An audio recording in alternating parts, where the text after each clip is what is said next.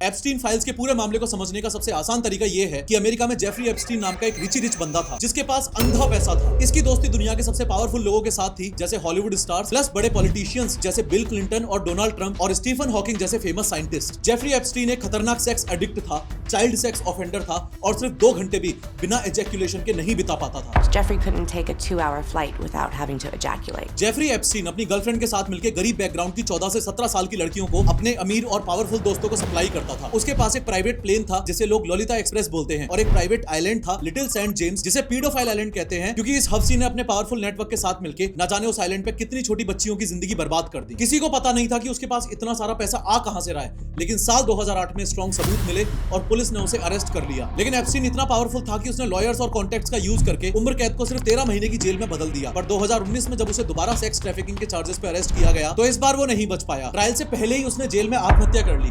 कम से कम ऑफिशियली तो यही स्टोरी है, लेकिन बहुत लोग मानते हैं कि उसे इसलिए मारा गया ताकि वो पावरफुल लोगों के नाम ना उगल दे। एप्स्टीन तो मर गया, लेकिन विक्टिम्स को इंसाफ चाहिए था। तो एक विक्टिम जिसकी अभी मैंने आपको क्लिप दिखाई थी, उसने जेफरी एप्स्टीन की गर्लफ्रेंड के खिलाफ केस किया। उस केस में हजारों पेजेस के सील्ड डॉक्यूमेंट्स थे। कोर्ट ने अब इन्हें पब्लिक करने का ऑर्डर दिया है। यही डॉक्यूमेंट्स फिलहाल चर्चा में हैं और इन्हें ही एप्स्टीन फाइल्स कहा जा रहा है। ध्यान रहे, नाम एप्स्टीन फाइल्स में माइकल जैक्सन का भी है, पर नाम आने का मतलब ये नहीं है कि जितने भी नाम आए हैं वो सारे के सारे क्रिमिनल्स हैं।